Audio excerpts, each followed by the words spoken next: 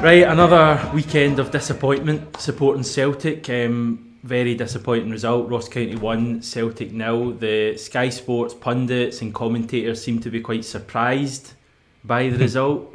Jackie, were you surprised by the performance and the result in the Highlands?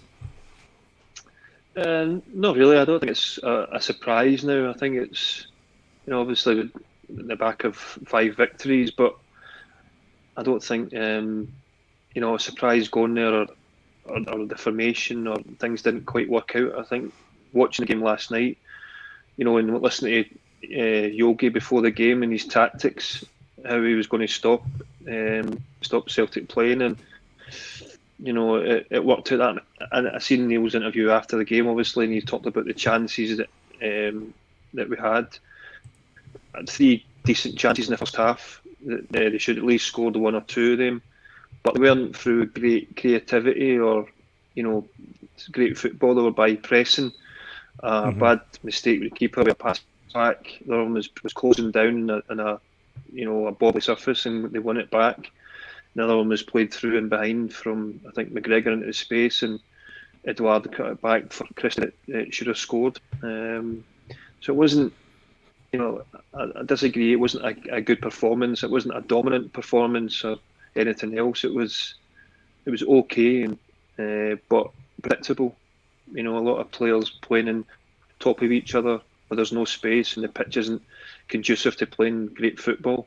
You had to get in behind them, which we didn't do enough. Yeah, I was surprised by Neil Lennon's comments. He alluded to the 5-0 win when we beat them in September, and I know we weren't great that night either, but just the being clinical with our chances that day helped us immensely, and he seemed to think that yesterday's performance was better than that, which I thought was slightly absurd. Just going back to Yogi Hughes' comments, I mean, he did lay out pretty much exactly how he was going to beat us, both on the radio and on Sky Sports. On the radio, you basically called how they were going to win. He basically said that if they can win the headers in the box, then they'll probably get a result. I thought it was really interesting that Yogi Hughes came out and said that. I watched the pre-match interview on Sky, and I know Yogi Hughes, we've had him on the channel recently, and he's quite forthright, and he's kind of bucks the trend of managers nowadays, quite old-fashioned in the way he goes about things, but I thought it was still really interesting that he basically in an answer outlined his plan for how he was going to beat Celtic, and not just that, it came to fruition, and that is how they beat Celtic. That's the most worrying thing for me, is when we've got a manager who's been outthought by John Hughes, who I like a lot, but he's managing Ross County for a reason, as harsh as that sounds. Jim Goodwin's managing St Mirren for a reason, and these are 2 guys that have completely outclassed our manager. Now, Jackie, another point in contention for fans from the match, I would suggest, is having 5 central midfielders in the midfield, and having 3 strikers on the bench and waiting so long to get any of them into the game, not starting with 2 strikers. What's going on there? What's going on with the strikers, and what's going on with this midfield? What can you think of a justification of why Neil Lennon is playing personnel in the way that he is right now? No, I don't obviously know he's thinking behind it, because the league is gone. It's been gone for a number of weeks, and there's a chance there. If anything, you need to win every game, so go out there and just get at teams going. The pressure should be off the players, because the league's finished, but it doesn't seem to be the case. The same with the width of the team. We've spoke about it a number of times here, about the width, relying really heavily on the fullbacks to be the one to produce that bit of quality when the other ones are getting marked out the game. There's no space in that middle area. You've got all the players playing in there, McGregor, Turnbull, Christie, Rogic, and the pitch is so tight at Dingwall. It's not like going to Celtic Park. There's spaces you can get in behind, but it was crying out to put someone else either out wide, or again, I've said it from the start of the season, we should be playing with 2 strikers, against teams, because there's no point in the extra midfield. We're going to have the ball anyway, everybody sits in, how they're going to set up against the team. There's no reason why you can't have 2 strikers. Even a 4-4-2 is still sufficient that can to play in that system. So yeah, it's frustrating, and there's nothing to lose now. There's no pressure on the players. The season's over. It's just, for me, it's about pride, and it's about who wants to be there next season now. I mean, Brendan Rodgers, probably the best manager we've had at the club in a number of years. When you looked at his team, you knew the starting lineup roughly. Maybe a few players there was a bit of debate over, but in general, you knew, the back four, you knew the goalkeeper, you knew the strike force, whatever. I'm assuming it was similar in your team, Jackie. You'd still have maybe subs who could add something and come in when required, but in general, you knew the players who would start. I think if you ask Neil Lennon what his starting lineup is, I don't think he'd know it, and I don't think he's known it all season. I don't think he has a clue about what players to best play in certain positions. This season, you look at the key relationships on the pitch, 2 centre-backs. Who are our 2 best centre-backs? Probably Julian and Ayer. I know there's been injury worries there with both of them, but how many games did they get to play together? How many games has a Yeti, a £5 million striker, and Edouard played together? Other relationships on the pitch. It's frustrating to see. John, do you think Neil Lennon knows his best team? Do you think he's known it all season? I think he knows what he thinks his best team is, or he knows what he thinks is the best core of his team is, but I'm not sure if it's necessarily the right decisions. That's my problem with it. I think the striker situation is just very odd. He signed Klimala, he signed Ayeti, or at least the club did with him as part of the recruitment process at some stage. He must have signed off on some aspect of their signing. I mean, Lennon talked about Ayeti as if he was a Lennon signing, like as if he'd been tracking him for a year, and it was basically Lennon who got him in the door and wanted him to play. So for 7 months later, that Ayeti is struggling to get a game. I know he's not even looked great in the last few matches, but that's a problem in itself.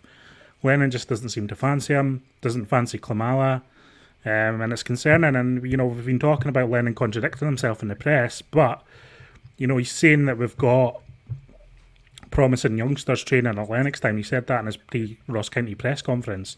He didn't name who they were, but he said, we've got a few young guys that we're excited about getting into the team, and yet there's just no sign of them really.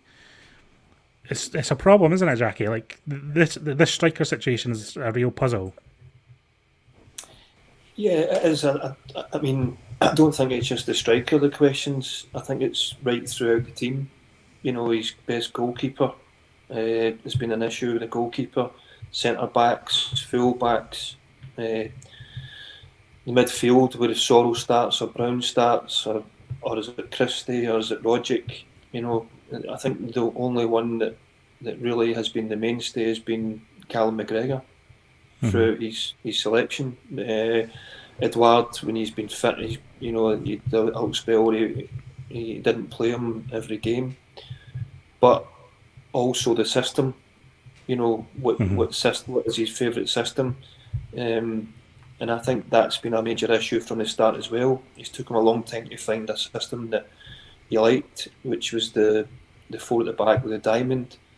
And he was playing with 2 up in that spell, but then he's changed it back and gone with 1 up and overloaded the midfield even more in the middle. So it's not creating the width of the team, and it's not sucking anybody the teams out. Whereas when you play the diamond, we had the 2 strikers would occupy their centre backs and allow space for a Tumble, or would it be Christie or Rogic to come into the little pockets. But there's no room now. We not have another striker. You've not got that threat in behind. You can't get in behind them, and I think that's a real issue. Is to move teams, because when you're playing against it becomes easy to defend. They know their game plan. They shift across and they work across together. The 5 in midfield, 4-5-1 that they played last night, and that's the problem. There's no space. There's no invention. There's no movement in behind, and it's very difficult for the players, especially looking up. If you're a fullback, to decide who am I going to play it to here. So when you do to have it, the first touch is coming back in the way in a bobbly pitch, and you're trying to set things off again. You're not turning teams. You're not getting behind. So I think there's a lot of questions that he hasn't answered, what is his team. If you look at Rangers, who have been consistent throughout the season, but they never change their system. They never change their shape. They change their personnel. Somebody will come out, somebody will go in, and they believe that their system, a bit like Brendan at times, they wouldn't change that for anybody. And I feel that we're having to change it because it's not working. Rather than sticking to something that suits the players, that suits the system. Whereas I think Neil's been changing his system to suit the players rather than the players to suit the system that he wants to play. I agree with that. And I think that's been the case from pre-season. It's and what happens after that, something goes wrong, then a reaction to that. The reaction is like, we'll bring him out and put somebody else in, and put there, change that. And as a manager, as I said, I've been on the other side. It comes down to trust. What players do you trust that can handle it? What players do you trust that's going to do their jobs, that's going to turn up today, that's going to play and perform and give it what he can? And I think that's the biggest thing for Neil, is he hasn't got a lot of trust in a lot of players. Like the way he's chopped and changed, and he clearly hasn't got the trust in the younger ones to give them opportunity. The Dembélés to handle the pressure coming in at this stage. Hasn't got the trust in the strikers to start with two up. Would it be Griffiths? The trust in him from early doors would be his fitness for Kamala or Ajeti. So, I think it creates more questions every week to what he's thinking. Yeah, well, I suppose we've got a long time between now and the end of the season to ponder all these questions, and it seems like Neil Lennon's going to be sticking around for the foreseeable despite that bad result in Ross County. I think we'll leave it there, guys. That's pretty much all I've got to say. We'll be back later in the week, I suppose, to chat more about Celtic. Thanks for watching. We'll speak to you soon.